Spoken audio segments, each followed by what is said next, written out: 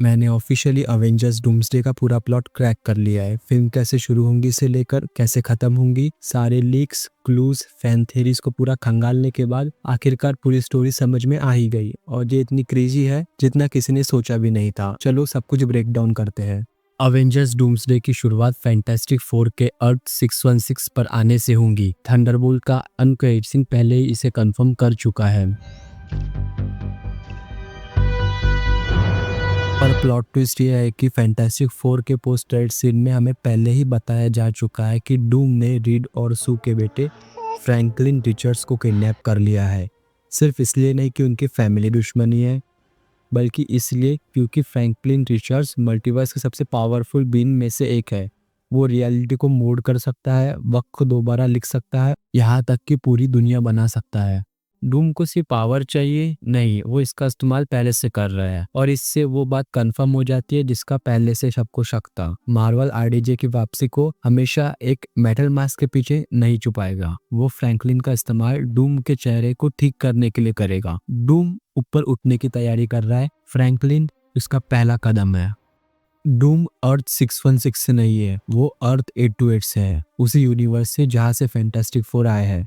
उनकी फिल्म के दौरान जब दुनिया के सबसे बड़े लीडर्स गैलेक्टस के खतरे पर डिस्कशन करने के लिए इकट्ठा होते हैं तो वो एक जगह खाली दिखती है, लेटवेरिया, डूम का देश। उसकी कुर्सी खाली है, ये कोई आम बात नहीं है। उसी पर यह कंफर्म हो गया था कि डूम पहले ही जा चुका है या निकाल दिया गया है और रीड रिचर्ड्स जानता है क्यों। उनका एक अतीत है जिसे मार्वल ने फिल्म में जानबूझकर नहीं दिखाया। देखो, डूम मल्टीवर्स को बर्बाद नहीं करना चाहता, वो उसे अपने अजीब भगवान जैसे तरीके से बचाना चाहता है। जब उसे पता चला कि इनकर्जन एक वायरस की तरह टाइमलाइंस में फैल रहा है तो डूम ने एक डरावने नतीजे पर पहुंचा। मल्टीवर्स मर रहा है और उसे रोकने का एक ही तरीका है, उसे एक कर दो। You caused an incursion, and we're gonna fix it. उसके दिमाग में ये बुराई नहीं है, ये दया है, ये लॉजिक है। अगर सिर्फ एक यूनिवर्स बच सकता है तो वो चुनेगा कि कौन बचेगा और किसे उसकी नई रियलिटी में जगह मिलेगी। और जो लोग उसे फॉलो करते हैं वो उन्हें पावर देगा, उन्हें बैलेंस नाम देगा और बचाए गए टुकड़ों का इंचार्ज बना देगा। डूम के लिए वो एक विनर नहीं, वो एक प्रोटेक्टर है। डूम मानता है कि फ्रैंकलिन पूरी रियलिटी को नया शेप देने की चाबी है और रीड को कोई अंदाजा नहीं कि उसे कैसे रोका जाए। और दूसरी तरफ बकी ब्रांस चुपके से एक ऐसा फैसला लेता है, वो टीम को छोड़कर उस इंसान को ढूंढने निकल जाता है जिस पर वो भरोसा करता है, सैम विल्सन। इसी बीच दुनिया के दूसरे कोने में शूरी को कुछ अजीब दिख रहा है। वकांडा के वाइब्रेनियम वाली मिट्टी में क्वांटम बदलाव की जांच करते हुए उसे ऐसे पैटर्न्स मिलने लगे जो होने ही नहीं चाहिए थे। यूनिवर्स टकरा रहे हैं, रियलिटीज ओवरलैप हो रही है, स्पेस और टाइम का धागा ही टूट रहा है। ये एक इनकर्जन है। वो अपनी सारी जानकारी इकट्ठा करती है और अपने सबसे भरोसेमंद लोगों को बुलाती है, Sam Wilson, Bruce banner, Wong और कैरोल डैनियल्स। कैरोल तो मोनिका रैंडो को ढूंढने के लिए ऑफ वर्ल्ड थी, लेकिन उसे भी एहसास हो गया था कि ये मामला एक इंसान के गायब होने से कहीं ज्यादा बड़ा है। जब तक न्यू एवेंजर्स ये समझने की कोशिश कर रहे थे, डॉक्टर डूम अपना अगला स्टेप चलता है। वो मल्टीवर्स को क्लियर करके उस यूनिवर्स में पहुंचता है जिसे फैंस बहुत अच्छे से जानते हैं, एक्समैन की दुनिया। बिना किसी चेतावनी के एक्स मैंशन पर हमला हो जाता है, लेकिन डूम अकेला नहीं था। वो अपने साथ सेंटिनियल्स लाया था, बिग मशीन्स जिन्हें लैटवेरियन टैक्स से रीडिजाइन किया गया है। डूम यहाँ वॉर के लिए नहीं आया है, वो यहाँ आया है सेलिब्रो के लिए, चार्ल्स जेवियर का साइकिक एम्पलीफायर। डूम इसकी मदद से यूनिवर्स स्कैन कर सकता है और वो एक खास इंसान को ढूंढ रहा है, लोकी। डूम का मानना है लोकी की पावर और टीवी का नॉलेज उसके बैटल वर्ल्ड के विजन को स्टेबल करने के लिए आप ही टुकड़ा हो सकता है।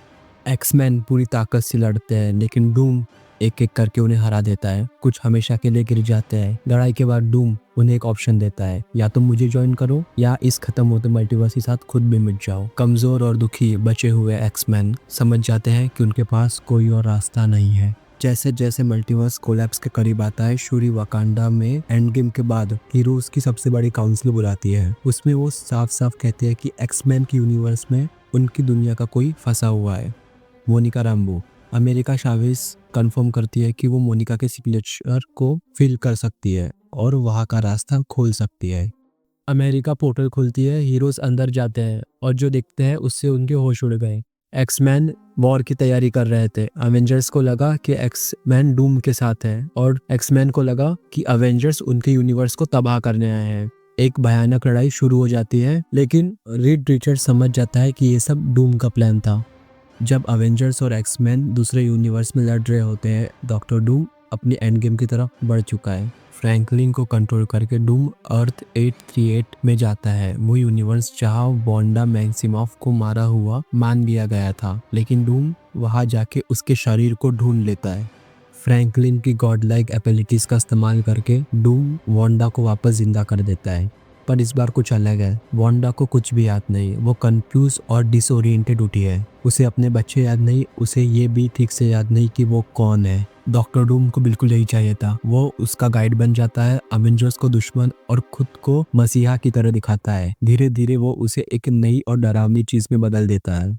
अब डूम का असली प्लान सामने आता है, वो लोकी के पीछे जा रहा है। जैसे ही थॉर को पता चलता है कि लोकी डूम के प्लान के सेंटर में है, वो उसके पीछे जाता है, लेकिन अब देर हो चुकी थी। डूम टीवी पहुंच चुका है। मल्टीवर्स को एक साथ जोड़े रखने की वजह से लोकी कमजोर हो चुका है। डॉक्टर डूम उस पर हावी हो जाता है, वो टीवी और टाइम लूप की पावर चुरा लेता है और फिर एक ही झटके में वो थॉर को मार देता है, क्योंकि वो जानता है एक भगवान को रास्ते से हटाकर ही वो खुद भगवान बन सकता है। आसमान टूट जाता है, टाइमलाइंस बिखर जाती है और जो सामने आता है वैसा एमसीयू ने आज तक नहीं देखा।